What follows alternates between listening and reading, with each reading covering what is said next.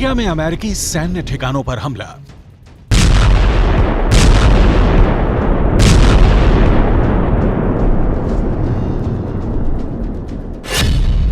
Syria में America और Iran के बीच जंग।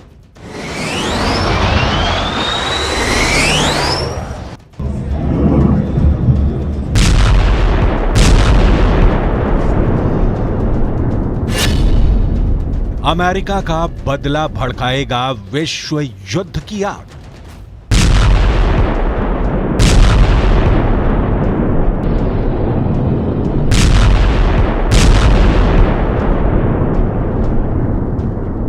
जिसका डर था वो हो गया।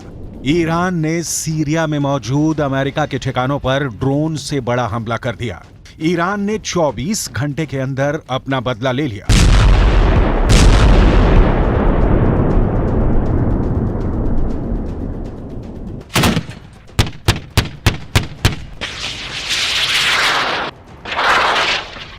अमेरिका ने एक रोज पहले सीरिया में मौजूद ईरान के ठिकानों पर एयर स्ट्राइक की थी, जिसके जवाब में ईरान ने बड़ा पलटवार किया है।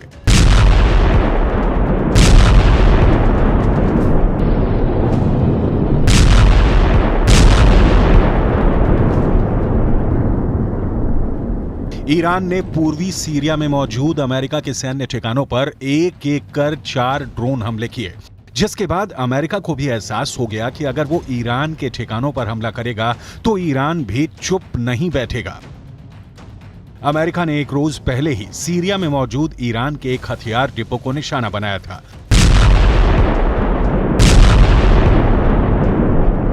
बताया गया कि अमेरिका के हवाई हमले में ईरान के हथियारों का जखीरा पूरी तरह तबाह हो गया। खबर यह भी है कि अमेरिका के इस हमले में ईरान के कई लड़ाके भी मारे गए और अमेरिका के इस हमले के बाद ईरान ने भी बदला ले लिया।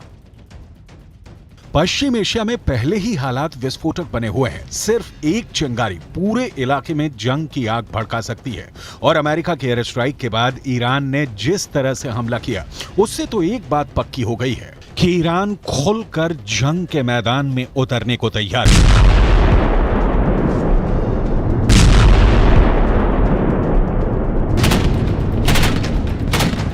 और अगर ऐसा हुआ तो 35 साल बाद अमेरिका और ईरान दूसरी बार जंग लड़ेंगे। इससे पहले दोनों 80 के दशक में लड़े थे, मगर तब जंग ईरान और अमेरिका के बीच नहीं थी। युद्ध ईरान और इराक का था, जिसमें अमेरिका ने इराक का साथ देकर ईरान को हरा दिया था।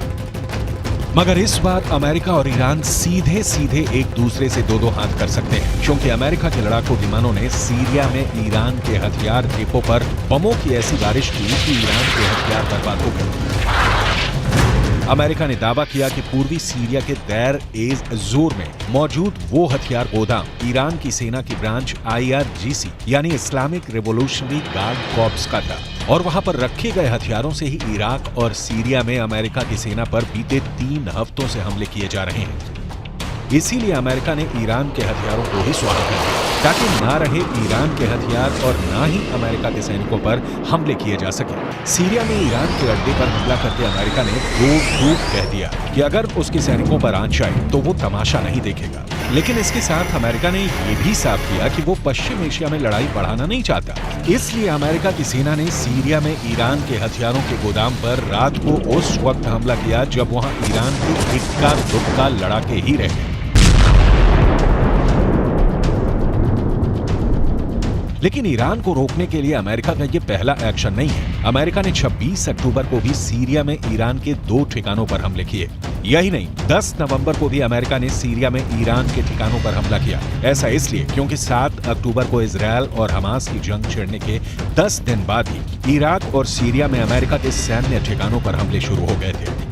इराक और सीरिया में अमेरिका के सैनिक आईसिस की आतंकियों से लड़ रहे हैं, जिन पर 17 अक्टूबर से अब तक करीब 41 बार हमले हो चुके हैं। बताया गया कि उन हमलों में अमेरिका के 46 सैनिक घायल हुए हैं, जिनमें कुछ को तो सिर पर गंभीर चोट आई है। और इराक और सीरिया में ईरान के समर्थन वाले लड़ाके एक्टिव हैं। इसलिए अमेरिका ईरान के इशारे पर उसके लड़ाकों के अपने अड्डों को निशाना बनाने का आरोप लगा रहा है। और जवाब में ईरान के ठिकानों पर अटैक कर रहा है। यहाँ तक कि अमेरिका पूरे के पूरे पश्चिम एशिया में अपनी सेना की किलेबंदी कर चुका है और पश्चिम एशिया में अपने सैनिकों की संख्या बढ़ाने से लेकर अमेरिका वहाँ अपने जंगी जहाजों से लेकर F-15 और F-16 जैसे एक से बढ़कर एक लड़ाकू विमान उतार चुका है और थार्ड और पैट्रियट जैसे एयर डिफेंस सिस्टम भी तैनात कर चुका है। अमेरिका ने इलाके में आसमान में गश्त भी बढ़ा दी है, मगर लग रहा है कि अमेरिका के हमले और पश्चिम एशिया में उसकी किलेबंदी ईरान और उसके साथियों के जहन में डर नहीं भर पा रहे, क्योंकि अमेरिका के हमलों के बाद सीरिया और इराक में उसके सैनिकों पर हमले और बढ़ गए